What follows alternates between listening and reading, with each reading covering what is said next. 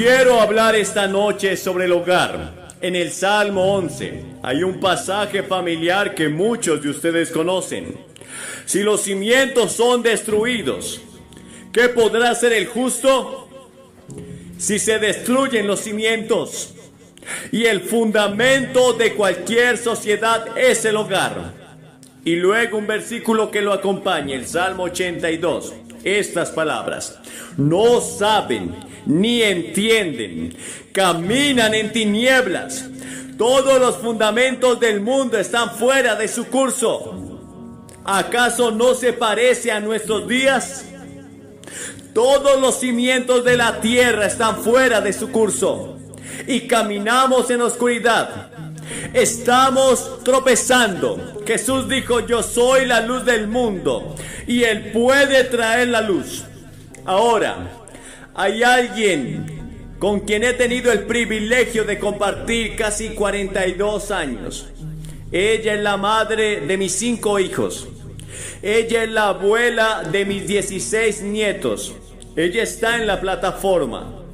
No pudo estar aquí la mayor parte de la misión de Inglaterra el verano pasado, porque estuvo entrando y saliendo del hospital, nada terriblemente grave, excepto que tuvieron que colocarle una cadera nueva y tuvieron que operarle el esófago, porque bueno, hace varios años estaba arreglando un columpio para mis nietos y se cayó de un árbol y se rompió varios huesos desorientándose por dentro. Ahora está bien, por primera vez en mucho tiempo, y todavía tose un poco. Le pregunté si diría una palabra y está un poco nerviosa por la posibilidad de toser, y si lo hace, espere. Tiene algo más que decir después de eso. Entonces voy a pedir a Ruth que venga. La gente, muchos periodistas me preguntan: ¿quién es el cristiano más grande que he conocido? Siempre respondo: Ruth. Ella es la cristiana más grande que he conocido. No, pero los cristianos felices y solidarios han sido parte de mi herencia.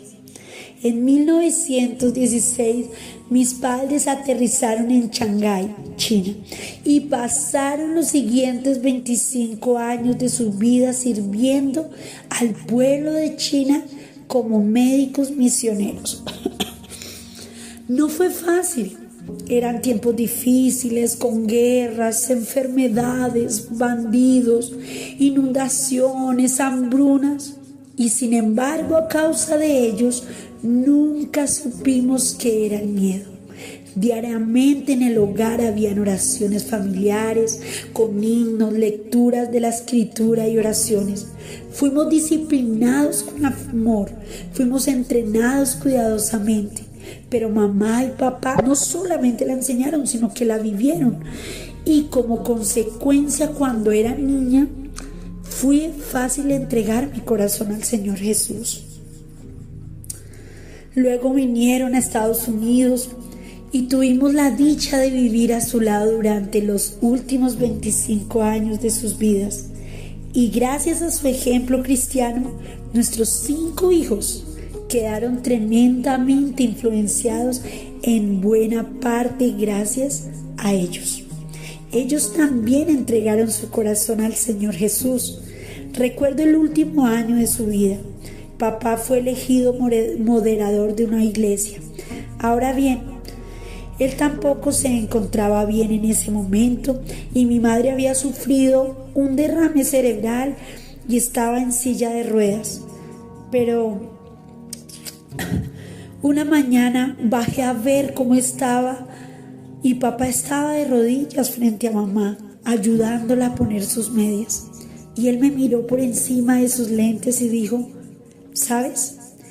Estos son los mejores años de nuestra vida. Cuidar a tu mamá ha sido el mayor privilegio de mi vida. Y la cuestión era que lo decía en serio. Entonces, doy gracias a Dios esta noche por un hogar cristiano y por lo que ha significado para mí y para nuestros hijos. Y si no ha tenido un hogar cristiano, pueden darle a sus hijos un hogar cristiano. Y si tus hijos ya son mayores y se han ido de casa, pueden volver a comprometer tu vida con Cristo y buscar algún otro joven que te ayude. Dios te bendiga esta noche. Gracias.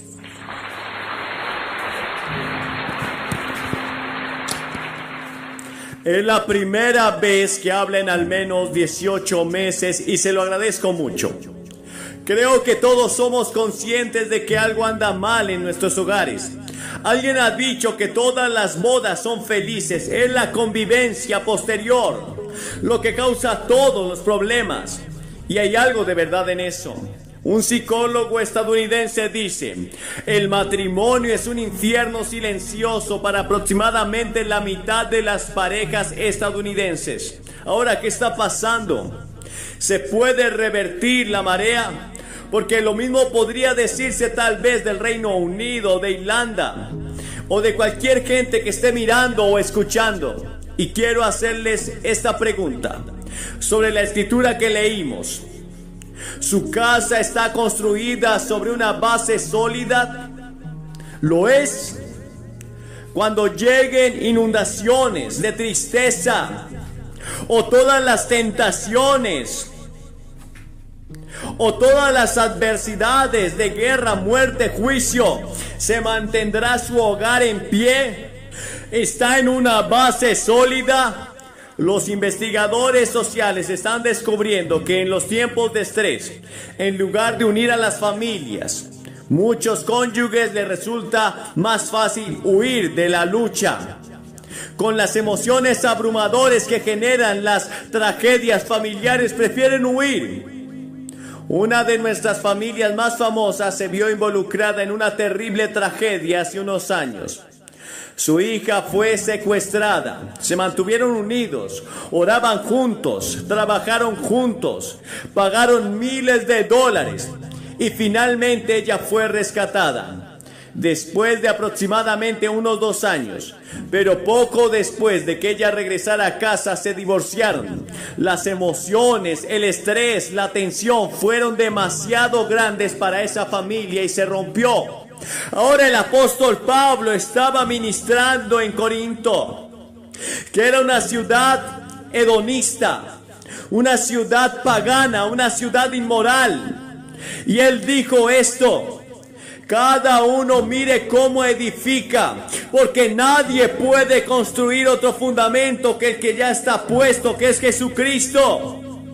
Si construye su hogar sobre Jesucristo, los problemas del hogar disminuirán mucho y es posible que los problemas del divorcio nunca lleguen. En una encuesta realizada en los Estados Unidos, descubrimos que cuando en un hogar hay lectura de la Biblia, oración y asistencia a la iglesia, solo tenemos un divorcio de cada 300 matrimonios. Pero el promedio nacional es casi 1 de cada 2. Eso es lo que indica que si edificamos sobre Cristo, esa es la respuesta al quebrantamiento del hogar hoy. Ahora bien, Cristo nació en un hogar terrenal. Vivió bajo disciplina de sus padres.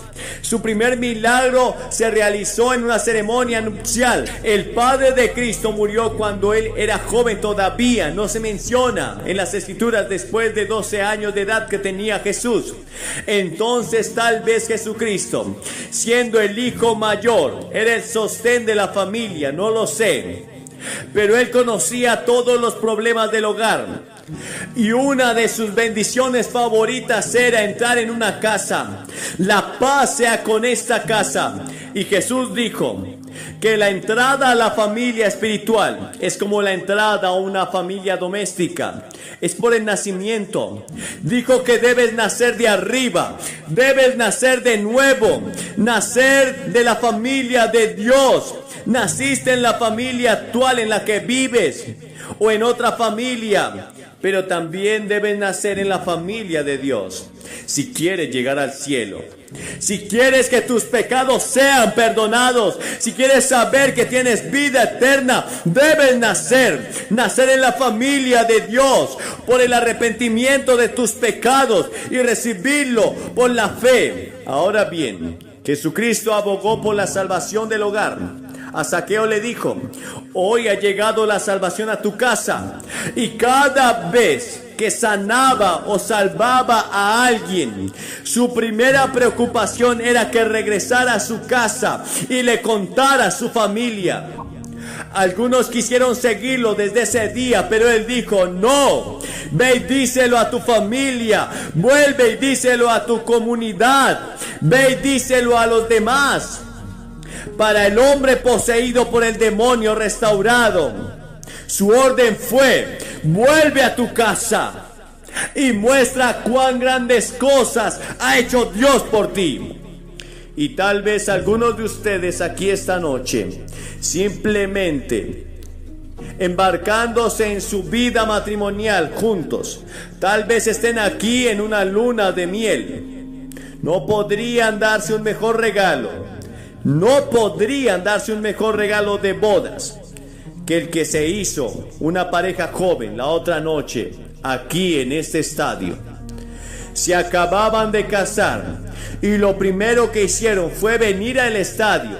Se presentaron y entregaron juntos sus vidas a Cristo y dijeron: queremos comenzar nuestra vida matrimonial con Cristo. Eso podría pasar esta noche. Quizás hayas estado casado 20 años, 30, 10, lo que sea, pero nunca lo has hecho. Ahora es el tiempo, es el momento. Recuerde, Dios realizó el primer matrimonio. Adán y Eva tuvieron un matrimonio ideal. Adán no necesitaba oír de todos los hombres con que Eva podría haberse casado, y ella no necesitaba oír hablar de la forma en que cocinaba a su madre. Si hacemos caso omiso de las sugerencias y las normas de Dios para el hogar, corremos el peligro de terminar como un verdadero fracaso. Sin embargo, muchas personas se muestran reacias a asumir un compromiso. El amor físico no es suficiente. Es el compromiso el que traspasa los momentos difíciles. Cuando te casas, te comprometes de por vida. Es el compromiso lo que nos ha mantenido unidos a Ruth y a mí en momentos de estrés, de tensión o dificultad. No pensaríamos en separarnos o divorciarnos sin importar cuál fuera el problema. Tal vez ella sí, yo nunca lo sé. Una vez le dijo a alguien que había pensado en asesinar, pero no en divorciarse. Ahora bien, otra piedra angular del éxito en el hogar y en el matrimonio es el ejercicio espiritual, la oración, la lectura de la Biblia, el compañerismo con otros creyentes. En Deuteronomios capítulo 6 dice: y estas palabras que yo te mando hoy estarán en tu corazón, y con diligencia las enseñarás a tus hijos. ¿Das las gracias en la comida? ¿Oras durante la comida? ¿Tienes oración en tu hogar? ¿Alguna vez usted y su esposa leen la Biblia juntos? Y luego, en tercer lugar, un hogar exitoso debe basarse en un esposo y padre dedicado. Como ya dijimos hace un momento, escuché acerca de un clérigo antes de que nacieran los niños, que escribió un artículo sobre los 10 mandamientos para criar a los niños. Después de tener el primer hijo, escribió un artículo cambiando el título y dijo: 10 sugerencias sobre cómo criar hijos. Después del tercer hijo, escribió 10 consejos sobre cómo criar hijos. Después del quinto hijo, no volvió a escribir. Ahora bien, yo solía ser muy autoritario sobre cómo criar hijos, hasta que tuvimos 5 y dejé que mi esposa se hiciera cargo de eso. E hizo un trabajo fantástico. Déjame decirte, es una gran responsabilidad. Cuando un hombre ama a su esposa como Cristo amó a la iglesia, es fácil para la esposa someterse al marido.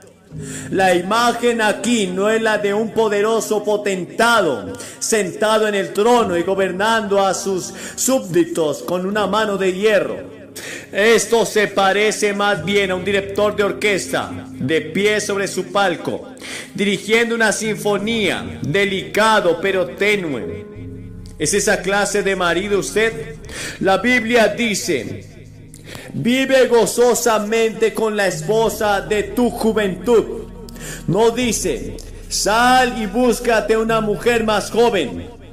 Dice: vive con esa esposa de tu juventud, con la que te casaste cuando eras joven.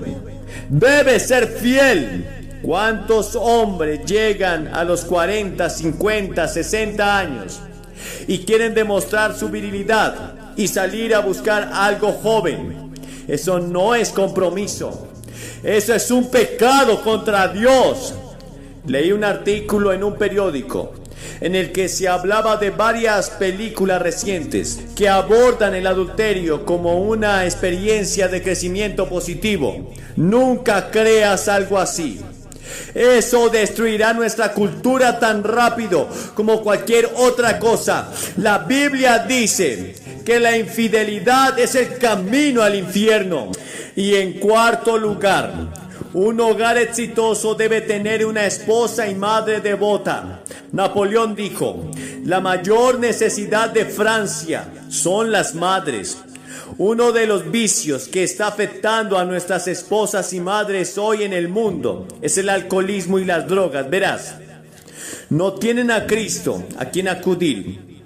Y cuando están criando hijos y cuando están casadas, necesitan un recurso, necesitan ayuda. Y eso viene de Dios, una relación con Dios. Así como el esposo, para ser el esposo correcto, necesita a Cristo, así para ser la esposa o la madre apropiada, usted necesita a Cristo. Muchos no tienen a Cristo, entonces recurren a otra cosa que los ayude. Un hogar cristiano tiene una madre y una esposa devota. Ahora sé que en los lugares como en los de Estados Unidos, Michigan, donde hay un gran desempleo, las mujeres tienen que ir a trabajar. Y quiero felicitarte por ayudar en el hogar y estar dispuesta a sacrificarte por ganar dinero para ayudar en el hogar durante una época de depresión, de recesión o de falta de ingresos en el hogar. Y en quinto lugar, un hogar exitoso se basa en niños disciplinados y obedientes. Ahora los niños pueden absorber cualquier cantidad de amor y disciplina, siempre que ambos se mantengan en equilibrio. Escuché a un psiquiatra decir en la Universidad de Columbia hace algunos años en Estados Unidos: si sus hijos se rebelan, conserven amor a toda costa y lo superarán. Y cuando superen ese periodo, el amor no desaparecerá, estará allí y no tendrás que restablecer nada. La Escritura dice: instruye al niño en su camino, no el camino que él tomaría, sino el camino que debe tomar. Y debemos hacerlo dando ejemplo de amor y disciplina juntos y en equilibrio entre nosotros. Y cuando seas viejo, dice la Escritura, no se irá, no se apartará del Señor. Él volverá algún día como el hijo pródigo. El padre nunca dejó de amar a ese hijo hasta que regresó. Tu hijo, tu hija volverán si los has formado correctamente cuando eran niños y has vivido el ejemplo de Cristo delante de ellos. Pero si no has vivido un ejemplo delante de ellos, no esperes que Dios haga grandes milagros. Podría hacerlo, como les mostré en un momento, aquí mismo, lo que está haciendo en algunas familias en este momento. Tus responsabilidades sociales y domésticas hacen que tu respuesta individual a Cristo sea mucho más significativa. Por otro lado, si estás aquí con parte o toda tu familia esta noche y el Señor te dice, como invitó a Noé, entra tú y tu casa en el arca. la escritura dice ven. Marido y mujer se acercan juntos, padre e hijo vengan juntos, hijos y madres vengan juntos, quien quiera que seas. Si escuchas la suave y apacible voz de Dios en tu interior impulsándote y diciendo, este es el camino, ande por él. Venga con su familia o vengan solos, pero no se marche de aquí hasta reconocer que Cristo es su Señor. Debido a que no puede ser el tipo correcto de esposo o padre, no puede ser el tipo correcto de madre o esposa o hijo en el hogar sin Cristo. Y una vez que hayas escuchado el mensaje, como lo has escuchado esta noche, tu responsabilidad es tan grande porque Él dice, ahora es el tiempo aceptable, hoy es el día de salvación. El que endurece su corazón siendo reprendido muchas veces será cortado repentinamente y sin remedio. Y ahora quiero leerle una carta que dice así: querido Dr. Graham, tuve que escribirte una carta para contarte lo que había estado pasando desde hace un año. Hace un año estaba firmando mis papeles de divorcio. Mi esposo era un minero que estaba en huelga. Mis hijos estaban hechos pedazos, hechos jirones a causa de todos mis pecados y habían llegado a la delincuencia y a las drogas y al alcoholismo. Mi hija estaba terminando la universidad, pero no encontraba trabajo y estaba totalmente desmoronada. Todo estaba siendo destruido en mi vida. Durante muchos años practiqué el ocultismo. Leí las cartas de la fortuna e iba camino al infierno hasta que finalmente lo encontré con la destrucción de mi hogar. Pero un día mi esposo vio pasar un autobús con un letrero que decía, este es Billy Graham y vale la pena escuchar el mensaje de Jesucristo. Él lo ignoró por algún tiempo, pero de repente ese autobús seguía pasando por el lugar donde mi esposo trabajaba, hasta que él no pudo resistirlo. Él fue a una cruzada y aceptó a Jesús en su corazón. Luego me llevó a mí. Yo estaba tan irritada, no podía creer lo que estaba haciendo.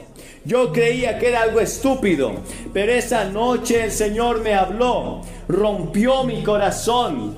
Él habló a mi vida y entró en mi corazón, nací de nuevo. Fuimos todos bautizados. Y la semana pasada mi hija aceptó a Cristo y fue bautizada también. Esta es una familia. Y tenemos cientos de decenas de cartas similares de la misión el año pasado. ¿Qué está pasando contigo? Voy a pedirte que vengas esta noche. Dices, ¿qué tengo que hacer? Voy a pedirles que hagan lo que hemos visto hacer a miles de personas. Voy a pedirte que te levantes de tu asiento, que vengas y te pares frente a esta plataforma y digas, soy un pecador, necesito a Cristo. Quiero que Él venga a mi vida, lo quiero. Quiero que Él entre en mi casa. Estoy dispuesto a entregarme y a comprometerme totalmente sin reservas a Él. Pero ¿por qué le pido a la gente que se presente públicamente? Porque cada persona a la que Jesús llamó, la llamó en público. Él lo llamó públicamente. Él dijo, si no quieres reconocerme públicamente delante de los hombres, yo tampoco te reconoceré delante de mi Padre que está en los cielos. Hay algo en hablar así públicamente que lo hace real, genuino en tu vida. Así que te voy a pedir que te levantes ahora mismo y vengas. Si vienes desde lo alto te tomará 2 o 3 minutos. Por eso comienza ahora mismo. Y ustedes por aquí, por todos lados en el estadio, levántense y vengan. Nosotros vamos a esperarle para que usted entregue su vida a Cristo. Tal vez vengan familias enteras. Tal vez maridos y esposas, novios. Solo levántese y venga. Te esperamos ahora mismo. Vengan rápidamente. Ustedes que están mirando por televisión, pueden hacer su compromiso ahora mismo. cuando ven que cientos de personas vienen aquí para hacer su compromiso en este gran estadio. Ustedes que están mirando en cualquier lugar, puede hacer su compromiso esta noche de entregarle su vida a Cristo. Él transformará tu vida, tu familia, tu casa, tu descendencia. Vamos, queremos orar por usted. Levántese y reciba a Cristo en esta hora. Y ahora quiero que abra su Biblia en el capítulo 10 de la primera carta a los Corintios. El capítulo 10 y el verso 13 de la primera carta a los Corintios. No nos ha venido ninguna tentación que no provenga del género humano, pero fiel es Dios que dará juntamente con la tentación la salida para que pueda soportar. En 1981 se estrenó una película en Hollywood llamada Carrozas de Fuego. La historia trataba sobre Eddie Little, un hombre que tuvo la capacidad de decir no, que se autodisciplinó y que en aquellos juegos de 1913 le dijo no hasta el príncipe de Gales. Porque aquel príncipe le pidió que corriera en la carrera, porque todo el mundo sabía que era el hombre más rápido en los 100 metros planos. Pero él dijo que no, porque era un día domingo, día del Señor, y eso iba en contra de sus convicciones religiosas. Y el mundo se asombró, pero él no estaba dispuesto a quebrantar sus principios religiosos. Y todos saben la historia de cómo este hombre luego se enlistó en la marina y fue a pelear en la Segunda Guerra Mundial. Y allí fue capturado por los japoneses y murió en un campo de concentración. Pero fue la alegría de todos, porque este hombre era un hombre lleno de Dios, que tenía su voluntad a plomo con el Señor para decir no a lo que el mundo ofrecía. No estaba dispuesto a vender sus principios. Yo quiero hablarles acerca de algunos jóvenes en la Biblia que tuvieron la capacidad, el autocontrol y el criterio para decir que no, aún bajo amenaza de muerte. Y del primer joven que quiero hablarles esta noche es de Moisés.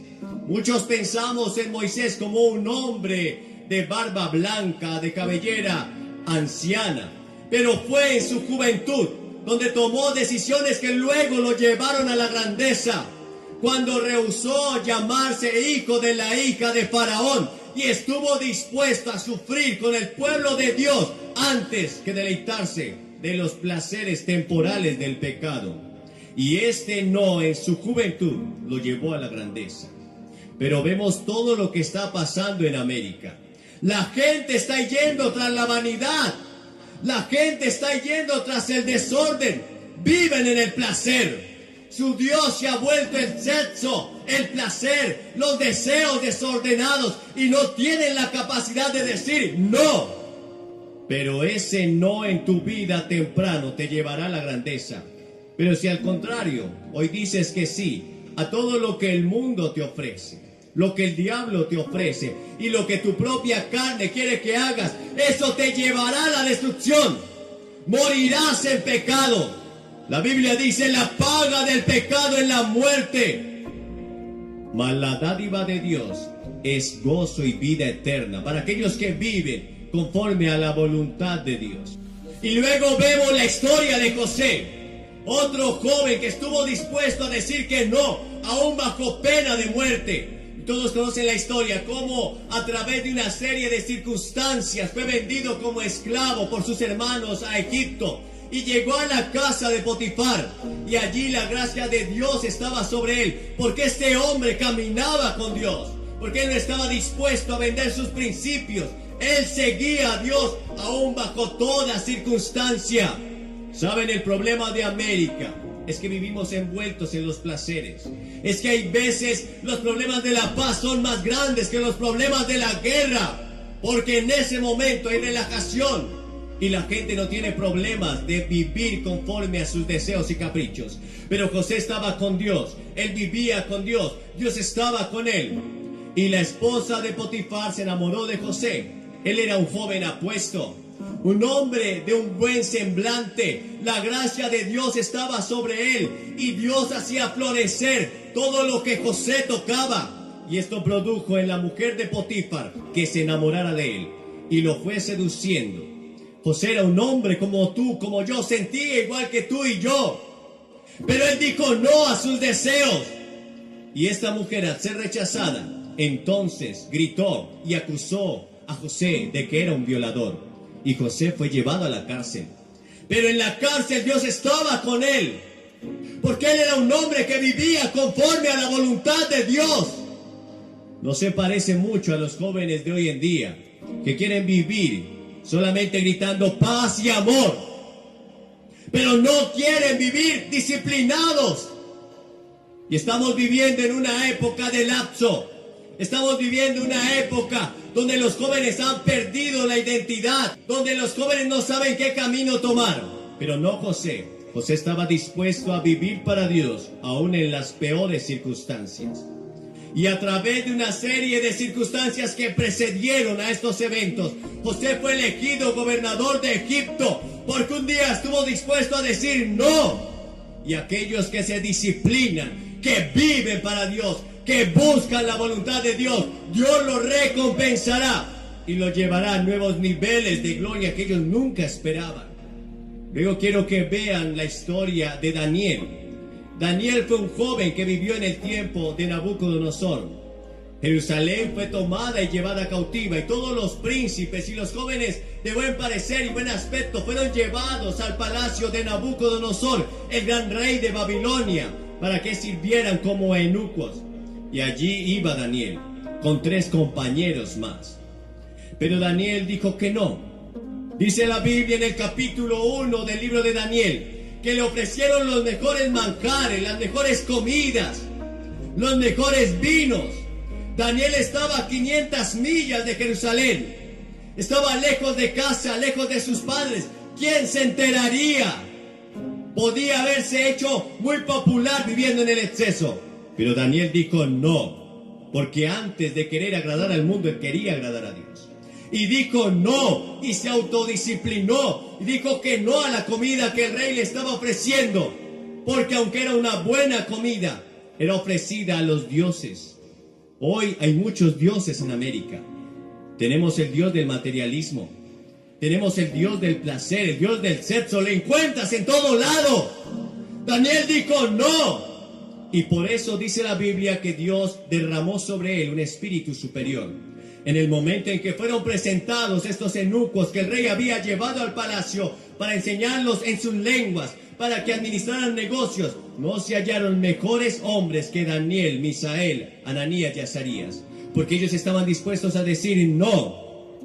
Y aun cuando el rey Nabucodonosor años más tarde levantó una estatua para que fuera adorada, aquellos 3 jóvenes dijeron no, aún bajo pena de muerte. El rey dijo, está bien, no quieren servir a mis dioses, serán echados al lago de fuego, serán echados a un horno de fuego. Y ellos dijeron, sepas, oh rey, nuestro Dios puede salvarnos, pero si Él no nos salva, dispuestos estamos a morir por el Señor. Y fueron echados al pozo de fuego, a ese horno de fuego ardiendo. De hecho, ese horno fue calentado 7 veces más. Y allí los arrojaron. Pero de repente dice que el rey vio que había 4 hombres caminando en ese horno de fuego. Eran 3 los que habían sido echados: Ananías, Misael y Azarías. Pero había un cuarto. Y el rey Nabucodonosor, y veo que el cuarto es semejante al Hijo de los dioses, porque el Señor estaba con ellos. Jesús vendrá en el momento de mayor tentación para librarte. Él no te ha provisto de una tentación que no puedas soportar. Él estará contigo en el momento que tengas que decir no, si quieres hacer la voluntad de Dios. Y estos jóvenes salieron victoriosos porque dijeron que no. En el momento que a Daniel le prohibieron orar, porque habían dictado un decreto, los enemigos de Daniel lo envidiaban y querían que Daniel fallara o se le hallara algún vicio para poder acusarlo. Pero Daniel no tenía ningún vicio, era un hombre autodisciplinado, un hombre que ejercía el dominio propio. En la segunda carta a Timoteo, en el capítulo 1, verso 7, dice que Dios no nos dio espíritu de cobardía, sino de poder, de amor y de dominio propio. Dios te ha dado la capacidad de disciplinarte. Y Daniel estaba allí, en medio de Babilonia, lejos de casa. Nadie lo veía, pero él sabía que Dios estaba sobre él. Él sabía que Dios le estaba mirando. La Biblia dice que con el temor de Jehová los hombres se apartan del pecado. Y el temor del Señor es entender que Dios está presente en cualquier situación que vivas. Los ojos del Señor estarán sobre ti. Y ahí estaba Daniel. Cuando se dictó ese decreto que no podían orar a otro hombre o a otro Dios que no fuera Darío, Daniel lo supo. Él entró a su cuarto, abrió las ventanas que daban a Jerusalén y oró 3 veces por día. Al hacer esto se exponía a ser echado al foso de los leones. Pero Daniel no iba a cambiar porque un decreto en contra de su rey de reyes y señor de señores se dictara. La única forma en que tú y yo tenemos la oportunidad de no someternos a la ley humana es cuando esas leyes se interponen entre tú y Dios, entre la ley de tu Dios y la ley del mundo. Es la única forma en que podemos desobedecer las leyes humanas. Así como aquellas parteras que un día dijeron no al decreto del rey de echar los primogénitos al río para que los tragaran los cocodrilos. Ellas temieron a Jehová y no obedecieron las leyes del hombre. Si se levanta una ley en esta tierra que va en contra de lo que Dios estableció, es allí cuando tenemos que obedecer a Dios antes que a los hombres, dijeron los apóstoles. Y allí estaba Daniel, orando al Señor. Cuando fue atrapado por esos sátrapas, cuando fue atrapado por esos magistrados, por esos policías, y lo llevaron ante el rey, y lo acusaron de haber orado a otro Dios que no era él. Y Daniel dijo, yo no he hecho nada malo. He estado haciendo lo que mi Dios me pedía hacer. Y hay una promesa para aquellos que viven conforme a la voluntad de Dios, que seremos librados en el tiempo de angustia. En el Salmo 50:15 dice, invócame en el día de tu angustia, te libraré y tú me honrarás. Y hemos de probar a Dios librándonos en medio de la angustia. Cuando tienes el poder y la capacidad de decir no, aunque de eso dependa tu vida. Hemos escuchado noticias de cómo muchos cristianos están siendo asesinados en Nigeria, en Siria. De hecho, la semana pasada fueron asesinados 200 cristianos que dijeron no vamos a rechazar a Jesús. Cuando ponían un arma en sus cabezas y les decían solo tienes que negar a Cristo, solo tienes que confesar a otro Dios para que esto te lleve a vivir. Ellos dijeron no, moriremos por el Señor. Y hoy vemos cómo la gente se está yendo tras los dioses falsos en América y en aquellas partes en el mundo donde ser cristiano es casi popular. Pero eso cambiará. La persecución vendrá. Y Daniel fue echado al foso de los leones. Pero cuando estaba allí en el foso de los leones, el Señor envió un ángel para cerrar la boca de los leones. A la mañana siguiente, cuando el rey Darío vino ante el foso para preguntar, ¿qué pasó contigo, Daniel? Daniel dijo, el Señor Dios a quien yo sirvo, Él me ha librado y Él te librará. Si estás dispuesto a decir que no por el Señor, pero aunque no te librara, si dices que no, tenemos asegurada la vida eterna. ¿Cuántos cristianos perseguidos están creciendo en su fe? La iglesia perseguida está creciendo en su fe. Mientras tanto, en América, el mundo se está yendo tras las filosofías, tras las ideologías. El mundo se está yendo tras el comunismo, pensando que esas banderas rojas nos van a librar. Pero no te librará en el tiempo de la prueba. Solo hay alguien que puede librarte y ese es Dios. Nadie más te podrá librar en el tiempo de la angustia. Habrá un momento, como dijo Pedro, ¿a quién iremos? Habrá un momento en tu vida que el médico dirá, no puedo hacer nada. Habrá un momento en tu vida que los bancos dirán, no puedo prestarte. Habrá un momento en tu vida donde tu familia dirá, no quiero nada contigo. Habrá un momento en tu vida donde tus propios deseos y anhelos no te servirán, donde tus propios dones y talentos no podrán ayudarte. Es en ese momento donde aparece el Señor. Pero tienes la capacidad de decir no hoy al pecado, de decirle sí a Cristo, de recibir a Cristo en tu corazón, de vivir para Él, de negarte al mundo, de dejar tus pecados. Y finalmente quiero hablarles de Jesús. Jesús fue tentado por Satanás. En el capítulo 4 de Mateo leemos cómo Satanás vino a tentarle. Luego de que Jesús hubiera pasado 40 días de ayuno buscando la presencia de Dios, entonces vino el tentador a tentarle. Y en ese tiempo de tentación, solo Jesús utilizó un arma. Y es el única arma que tenemos cuando somos tentados. Y es la palabra de Dios. En el libro o en la carta de Hebreos, el capítulo 4 y el verso 12 dice: porque la palabra de Dios es viva y eficaz, y es más cortante que toda espada de dos filos, que penetra hasta partir del alma y discierne las intenciones y los pensamientos del corazón. Es por eso tan importante que tú memorices la palabra. Debes leer la palabra para cuando venga la tentación puedas enfrentar a Satanás y él huya de ti. Sométase pues a Dios, soporten al diablo y él huirá de vosotros.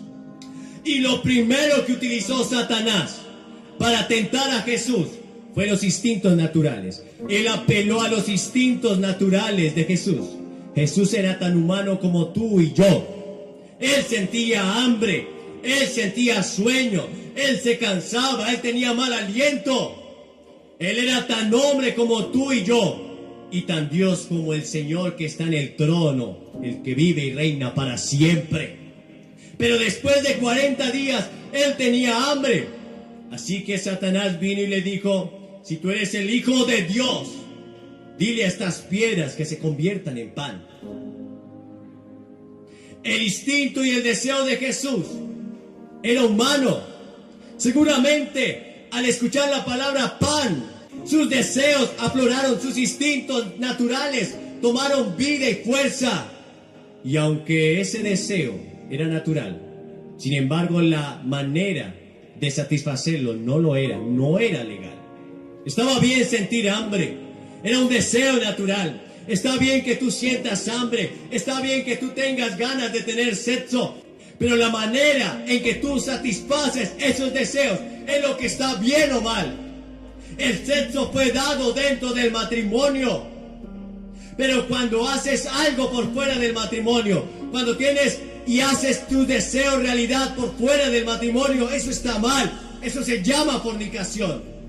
El sexo fue un regalo de Dios dentro del matrimonio. Y la familia que Dios creó es hecha solamente de un hombre biológico y una mujer biológica.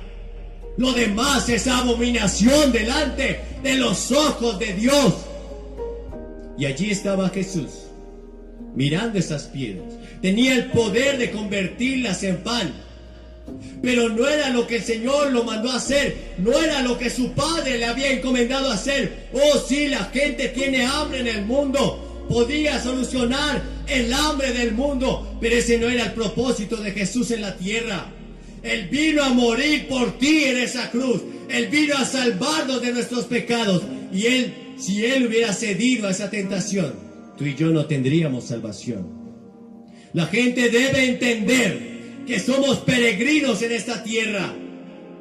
La gente debe entender que vamos de paso, camino hacia el cielo. Y ese camino se llama Jesús. No hay más caminos. El único camino es Jesús. Él es la puerta de la salvación. No hay otro camino. La religión no te puede salvar. La filosofía no te puede salvar. Solo Jesús tiene vida eterna para ti. Y Él la ofrece en esta hora. Y es gratis. La segunda tentación que el diablo le tendió a Jesús fue llevarlo sobre el pináculo del templo.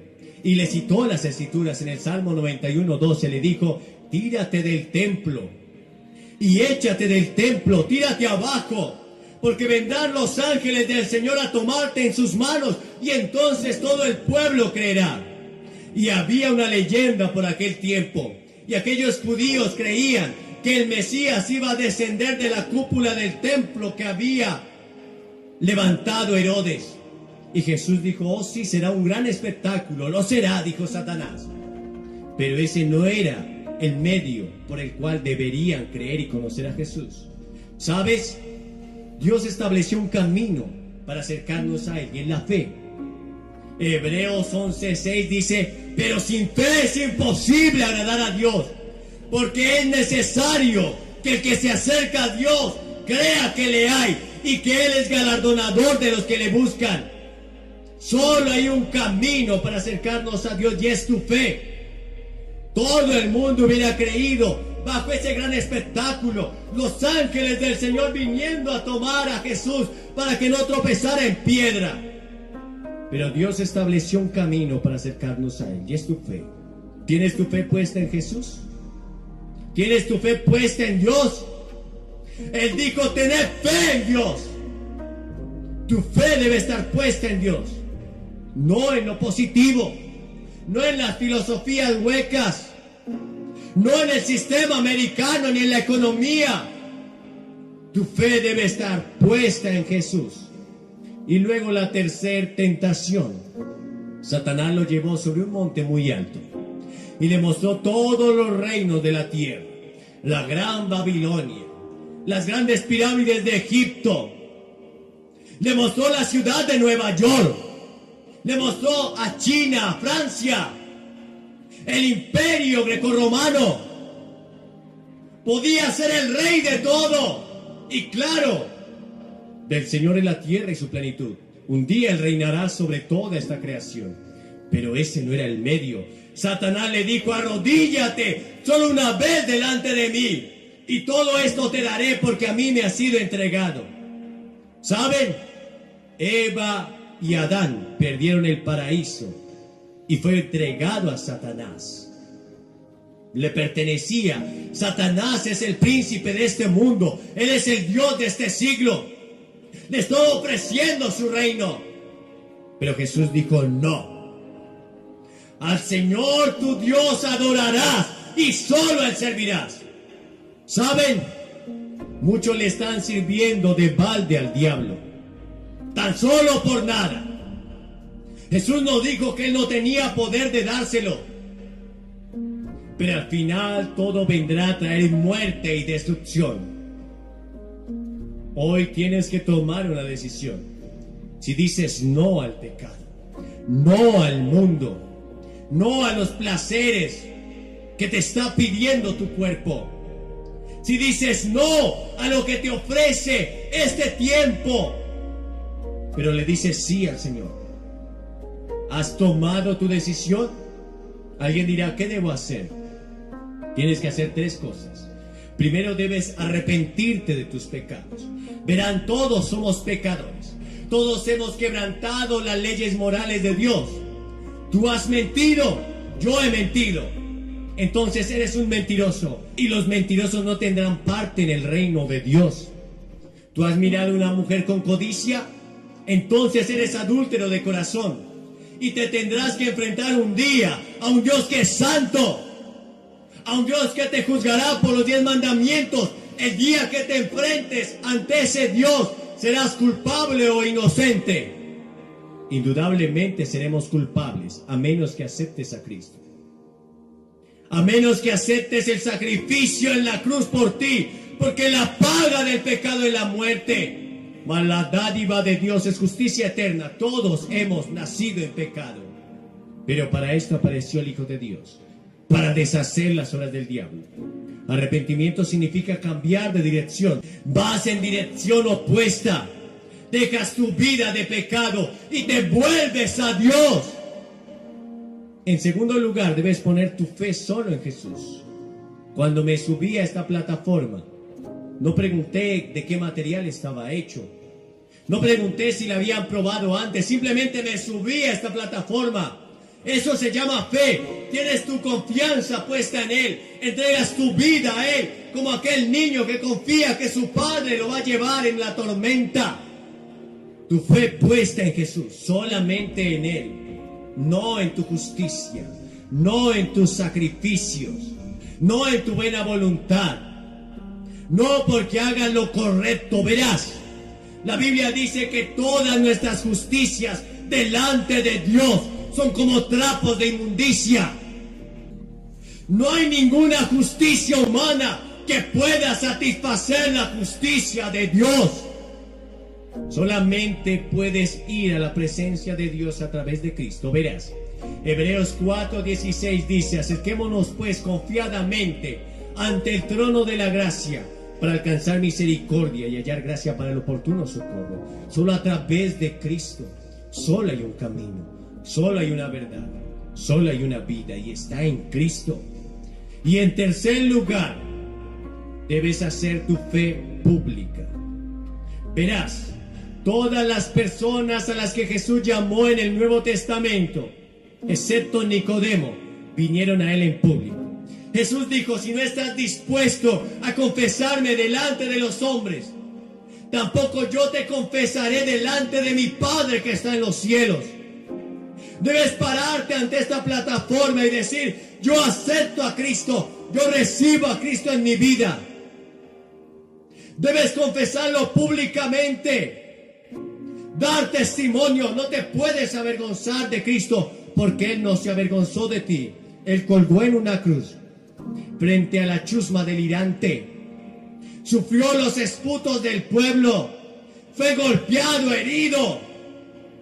El látigo romano cayó sobre él, desfigurado, le arrancaron la barba.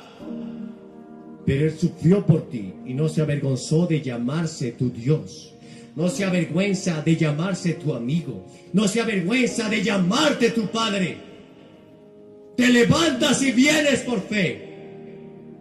Es tan sencillo ser salvo que muchos tropiezan con la sencillez. Él no te está pidiendo tus riquezas. Él no te está pidiendo que hagas grandes proezas. Lo único que pide es que pongas tu fe en Él. Te levantas y vienes. No importa en qué lugar de este estadio estés. Te levantas y vienes. Y el Señor hará una fiesta grande por ti. A aquellos que tienen la capacidad, el deseo y toman la decisión de decir hoy no. No a Satanás, no al mundo, no a sus deseos, pero sí a Cristo. Ellos van a recibir salvación y vida eterna. Y si tú estás viendo este video en esta hora, y no importa si estás en el lobby de un hotel, quizás estás en un bar, quizás estás en un avión, pero sabes que Cristo te está hablando, sabes que esta palabra está tocando tu corazón. Y si fuera el último día que estuvieras sobre esta tierra, ¿estás listo para encontrarte con Dios? El Señor dice: prepárate para encontrarte con tu Dios. ¿Estás listo para encontrarte con Dios? ¿Estás listo para decir hoy sí a Cristo? ¿Estás listo para estar en la presencia del Señor ahora mismo? La salvación es instantánea. Sin embargo, Él trabajará todos los días en tu vida, cada día de ahora en adelante. Serás salvo en un abrir y cerrar de ojos, pero Él seguirá trabajando en ti. Él te ayudará a vivir la vida cristiana. No importa lo que estés haciendo, toma tu decisión hoy por Cristo. Tú sabes que tus deseos, tus anhelos y el no vivir conforme a la voluntad de Dios han traído destrucción, muerte.